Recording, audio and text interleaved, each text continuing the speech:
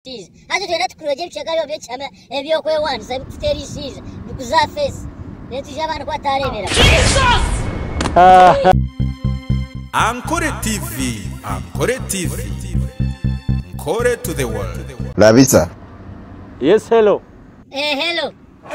Orireje? Kate chengo kuninga mana byarahanga. Ni byarahanga. Ugamba na byarahanga ningamba no. Takuma no kumanya. No gamba na makirini. Aba makirini. Muramu wanje nakusemerwa. Kariye muramu wanje ko musuru. No semerwa nyoko kunyire kishoba. Okabyarahanga tebekiro mutago aho gotebeki. Naza kokura no yegamsa no yombeka. I wonder. Ekichwa kozira habuza. Kandi kawayomba nenki. Haba hoki. Azanka wamanye kine gakinyine. Twakwenoza kwegaritsa mu ndero shock kinika. Barke myaka yoyine.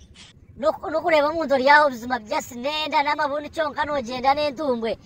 Ubuzo bwire bwa hatana bakitera mukazi. Ubwire bwa hatana bakitera mukazi banzo ngambe mukazo benotera wenki. Kwato mwaro kamutera benotera wenki. Nengoma yawe. Uno musajja mutwete gukora. Yo wakuzengo kutera kaho no wakuzengo kaho. Hatisho muntu mwagira obuzubu ninga yakore bye kisuru no bura kumutera. Uno musajja mutwete. Ninga yakwepa mamu. Yo to mubuze kandi njangu wagamba no itari yaho mubuza abo nche namutire.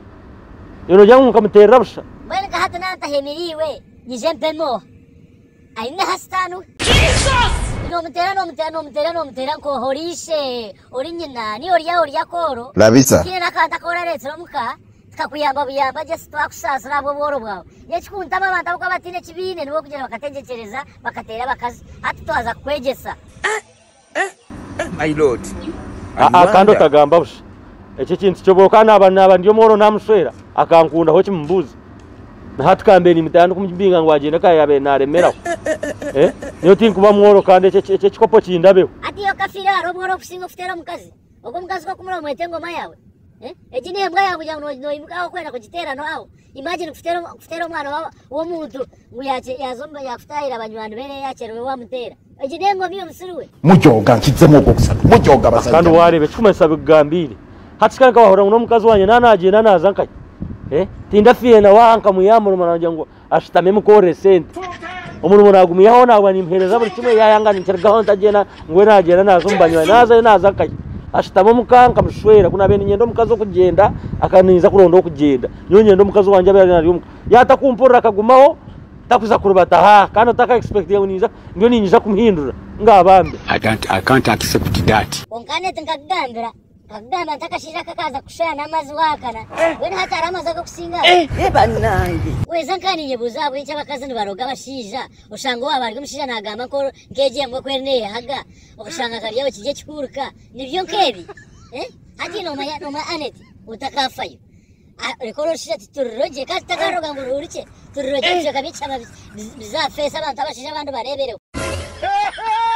Atwaza kuroga kifirewo.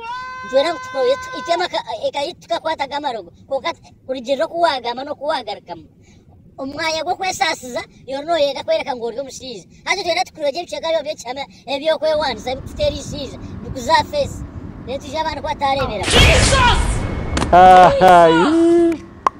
yono jangu ebyo nyo byarahangana babinta bita woza kunjumira simwe yanje tinkusharaho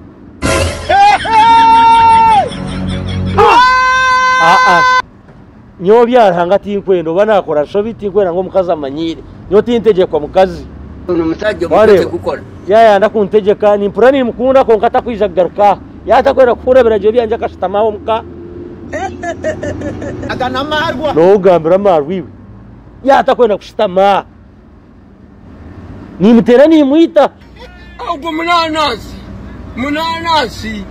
yoje ni urga yani Connecting. Yabare munonga kuwachinga video zanje ukazihezayo mazima amazina niraka ninye Bruce the Holy Ghost onka kinaba nikushaba eje video yo no reba tiyagwayo so genda YouTube channel yanje o subscribe nje nangwa tikabantu mutwaro waba no mango kunde chikora kano namucheyonjere za YouTube channel usacinge Ankore TV Bruce Comedy 2022 ningo kwa TikTok arakantu ka YouTube ugende direct karo no ndakuzomu WhatsApp group yanje na yerho za Facebook ko ataka gambo sign up page ha profile akagambo sign up joining direct then twongere branda higuru kana abasaba tinkwenda kuyomba mazima